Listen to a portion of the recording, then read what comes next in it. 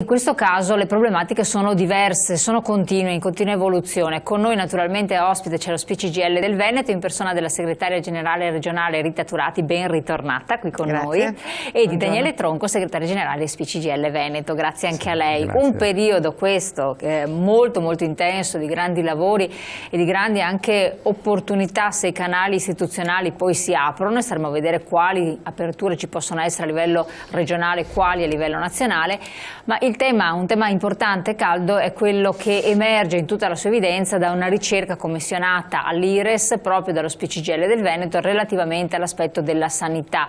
Nella fattispecie specifica si parla di ticket sanitari. Ne abbiamo accennato anche la scorsa settimana con la ricercatrice, quindi abbiamo visto, siamo entrati nel merito specifico, però è diventato eclatante la questione e voi avete buttato lì il sasso. A questo punto in alcuni ambiti i ticket si potrebbero anche togliere, per semplicizzare al massimo, sì. Il che ha fatto trasalire molti telespettatori, sì? anche non pensionati, per quello ci rivolgiamo in generale, perché la cosa è di un certo peso e giustamente alcuni hanno detto che spendono fior di soldoni in ticket. Certo. Sì, anche perché, dunque, allora, proviamo ad andare per ordine. Come organizzazione sindacale dei pensionati, in particolare, noi abbiamo fra le nostre, diciamo, azioni che svolgiamo quotidianamente in rappresentanza di questa condizione sociale dei pensionati, la contrattazione sociale, cioè il confronto con i comuni, con le aziende sanitarie, quando ci riusciamo, rarissimamente anche il confronto con la regione, che è sempre più complicato soprattutto negli ultimi tempi, però forse uno spiraglio si è aperto anche qui negli ultimi giorni. Allora, il tema della salute è uno dei temi che tra l'altro nella marea di assemblee che stiamo facendo in questo periodo sta emergendo con grandissima evidenza, perché non solo perché i dati che emergono anche dalle indagini di carattere nazionale, salta fuori che una fetta consistente, siamo attorno al 9%, dei cittadini italiani ormai rinuncia a delle cure perché costa troppo. C'è un aumento consistente, no? Del costo della sanità sulle spese delle famiglie, perché la sanità è in difficoltà, è in crisi, fa fatica a rinnovarsi, e allora che cosa succede? Le liste d'attesa sono lunghissime, le associazioni dei medici di medicina generale non si attivano in un modo omogeneo in tutta Italia, e quindi c'è questo sbalzo ed è apparso non solo sulla stampa, ma insomma ci sono ricerche fatte. 44%. Il 44% delle famiglie, esatto, che appunto incomincia a rinunciare a delle cure anche consistenti.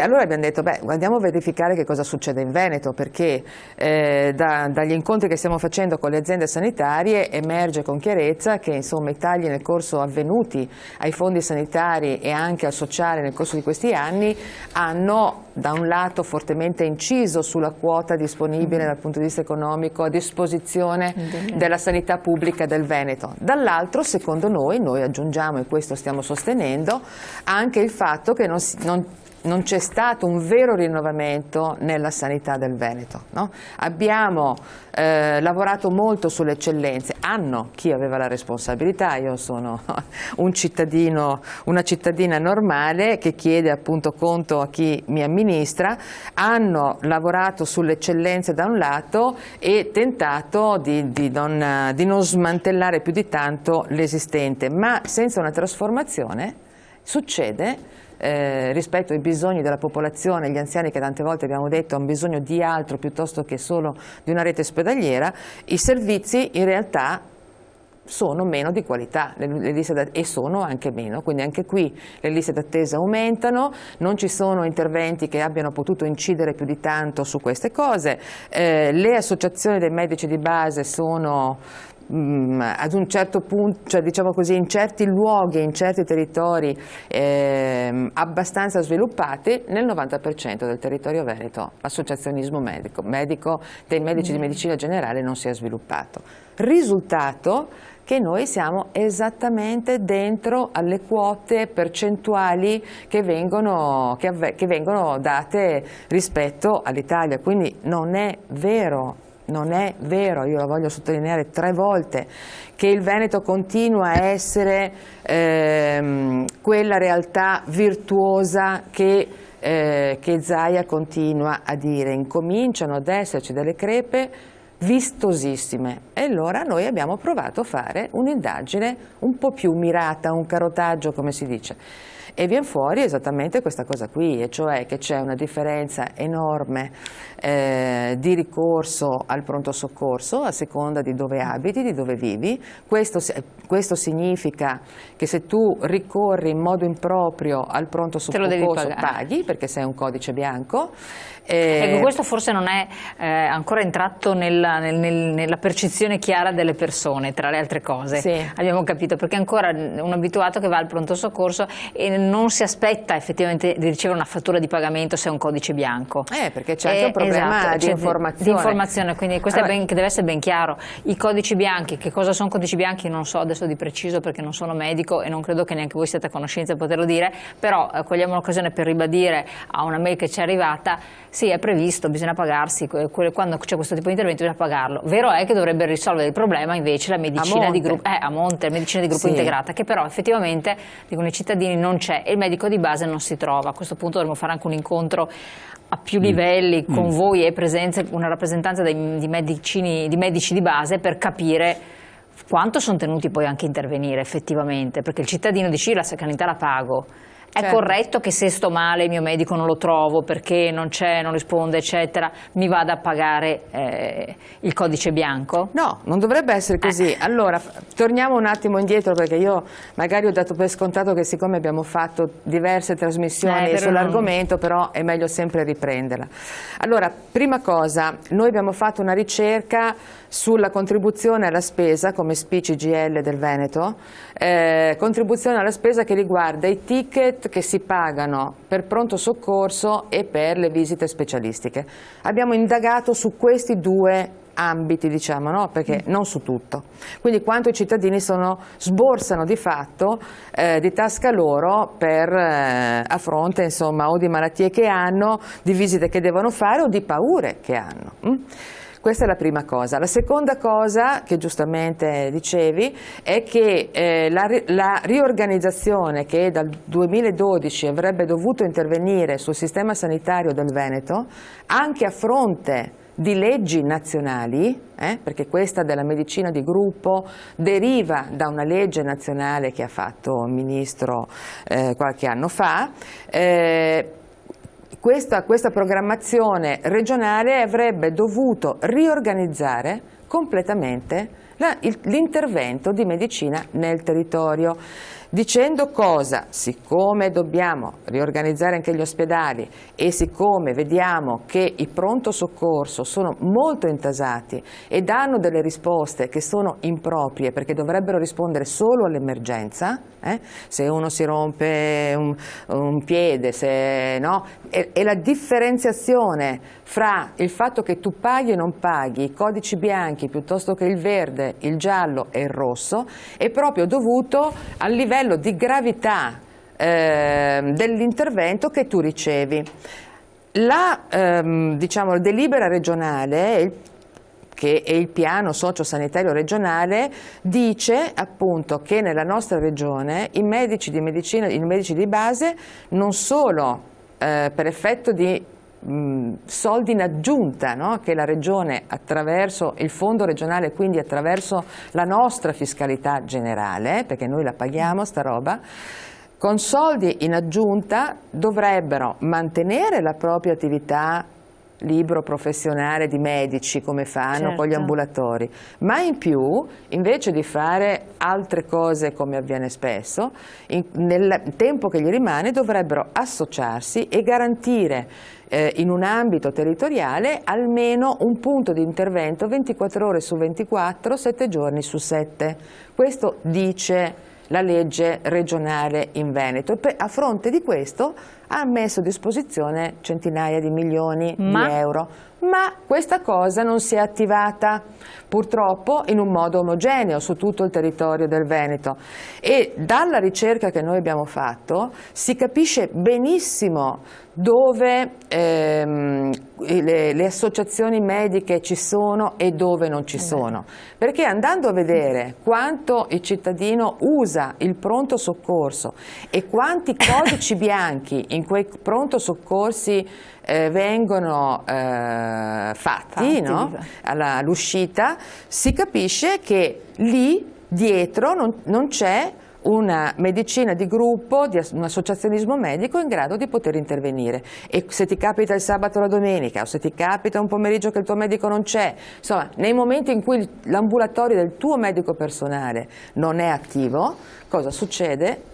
La gente ha paura e quindi gli viene un male e corre al pronto soccorso. Ecco, ma voi avete modo, adesso chiedo a lei, ma potrebbe essere anche a lei, stanno arrivando in tanti messaggi che leggiamo, non è solo questione di ticket e costi, ci fosse una qualità superiore ad un costo superiore potremmo discuterne. Il problema è che mi sembra che i costi aumentano e la qualità cala. A questo punto si può parlare di vergogna. C'è l'uno e l'altro. Cioè, voi avete avuto modo di intervenire direttamente con i medici di medicina di base, quindi dire: ma scusate, se è stato stanziati i soldi, voi siete tenuti a farlo per legge, a questo punto cosa si può fare? Come per le pensioni, così per la sanità tolgono contributi e tasse e ci facciamo noi la pensione e sanità, tanto andando così avremo tasse aumentate e servizi carenti, e questa è una cosa che ritorna sempre, perché tanti ci continuano a scrivere dicendo: ma perché a questo punto non parliamo di sanità privata senza doverla pagare, perché tanti se la pagano, quindi anche questo adesso rispediamo, ma avete avuto modo di interagire con questi benedetti medici di medicina di base? Lì il tema attiene a come la Regione ha attivato il non confronto con le strutture, perché questo è un tema squisitamente di governo dei processi, no? Cioè la struttura sanitaria, che sappiamo essere in mano poi in realtà al governo regionale, nel momento in cui decide un investimento così consistente che è avvenuto nel corso del tempo per attivare correttamente, diciamo noi, un'idea di medicina sul territorio integrata che prende in esame la possibilità che un assistito, prima di arrivare all'ospedalizzazione, risolve il suo problema sul territorio. Tra l'altro da un medico che lo conosce. A fronte dei finanziamenti non ha poi, perché in Veneto si conteranno nelle dita di una mano le realtà territoriali dove è stata costituita questa aggregazione territoriale dei medici.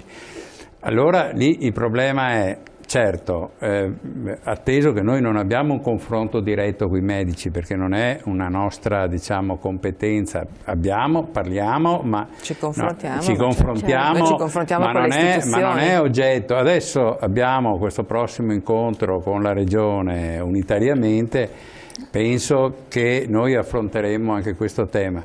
Però guardi, anche rispetto ai messaggi che arrivano, qui il problema è che sui 10 miliardi che la sanità del Veneto ha come entrate, che sono fondo nazionale, altre entrate proprie dalla struttura per attività varie che si fa, il ticket pesa 1,7%, cioè 180 milioni circa nel 2014. Questo è gli ultimi dati. Non mettete i dati per quindi, poco.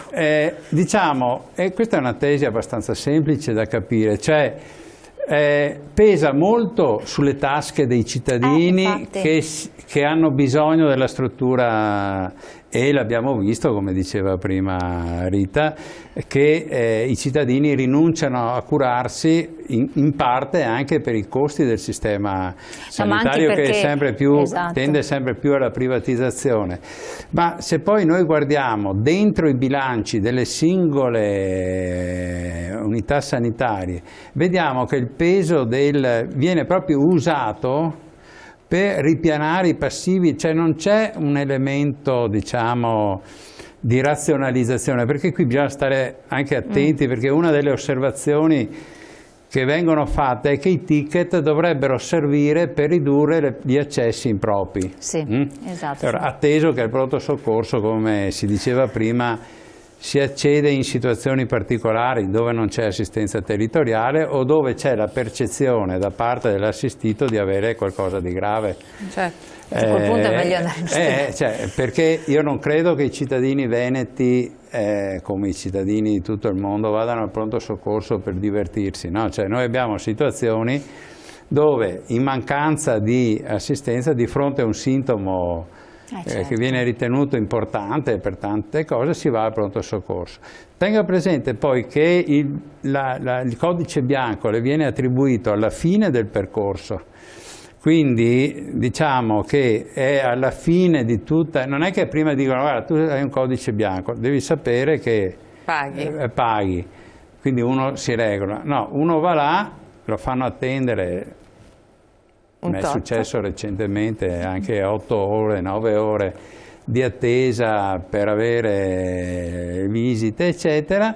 Poi alla fine ti dicono guardi lei ha un codice bianco e deve pagare. Quindi diciamo non è urgente, non entra nelle altre tipologie di intervento e quindi c'è. Quindi si genera una situazione molto complicata, ripeto, che alla fine produce poco in termini economici, perché abbiamo detto l'1,7% tra prestazioni specialistiche e pronto soccorso e diciamo il 93%, 97% è prestazioni specialistiche, 6% è pronto soccorso, ma a fronte poi invece di un disagio forte, quindi noi chiediamo, come sindacato dei pensionati della CGIL, di ripensare a questo meccanismo, perché non è affatto vero che il ticket riduca, diciamo, anzi, è solo un incremento di costo per le famiglie e non produce effetti, diciamo, significativi per il sistema. Assolutamente. Alla fine questo è il paese che ci troviamo, mettiamoci in testa che le tasse non servono per i servizi ma per tappare i buchi. Se ragioniamo così cambia la visione, perché certi poteri non vanno toccati, la burocrazia è un potere. Questa è un po' la percezione in generale, perché le persone si trovano sempre a pagare tante tasse a fronte di servizi che sono sempre più carenti. L'unica unità sanitaria in Veneto che chiude il bilancio in attivo senza bisogno dei ticket è Bussolengo, per darle un dato.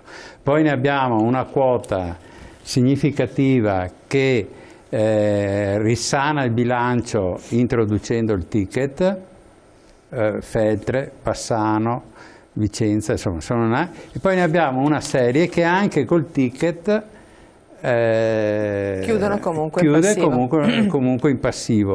Ma quindi questi ticket cosa servono? Dall'indagine che avete fatto, che cosa noi paghiamo questi soldi e soprattutto certi cittadini ne pagano tantissimi, perché giustamente dalla mail che c'era arrivata di questa signora diceva io non è che vado per un esame soltanto, quando ti tocca ricorrere alla sanità che hai una certa età devi fare tanti esami, quindi non è uno solo, addirittura gli esami del sangue vengono divisi, cioè puoi avere più di un ticket, quindi sono tanti ticket. Allora, guarda, ci sono cosa servono? Due cose da chiarire. La prima è che se tu vai appunto al pronto soccorso e non sei grave paghi i 25 euro, ma se hanno un qualche sospetto ti fanno fare le indagini e paghi anche il ticket sulle indagini, quindi i 25 euro sono il minimo, non so se è chiaro.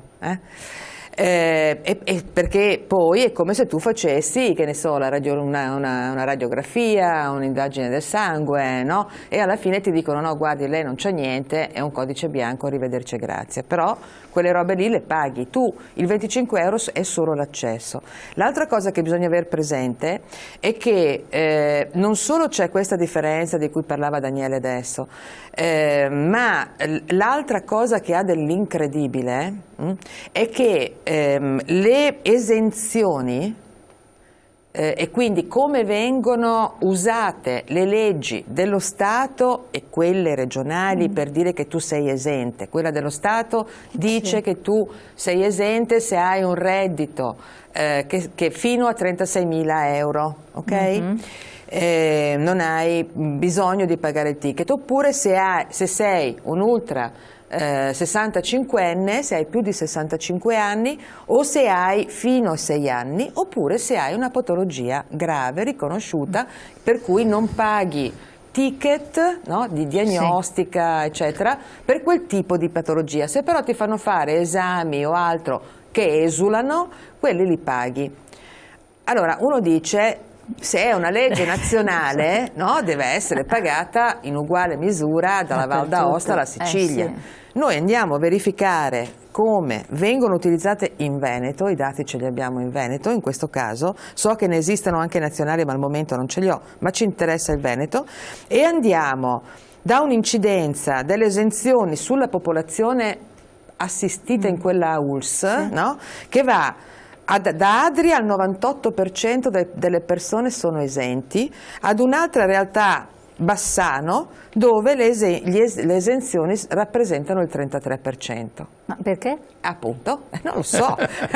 Allora, le cose che ci vengono socio-economiche, perché le esenzioni sono quindi di carattere socio-economiche oppure dovute all'età o per patologia, ma non ci può essere una forbice così elevata da una realtà come Bassano piuttosto che una realtà, come abbiamo detto, come Adria oppure Vicenza stessa, Vicenza il 92% di esenzioni, Bassano che dallo stesso territorio il 33%. Che è un po' strano. Ecco, allora bisogna che noi andiamo a verificare come vengono applicate le norme, le leggi dello Stato, perché c'è una certa flessibilità non controllata da nessuno. Così, capito? Questo è il tema. Qua si apre un altro versante che è interessante. Allora, siccome vorrei dedicarci un attimo di tempo, andiamo subito in pubblicità e poi ritorniamo insieme.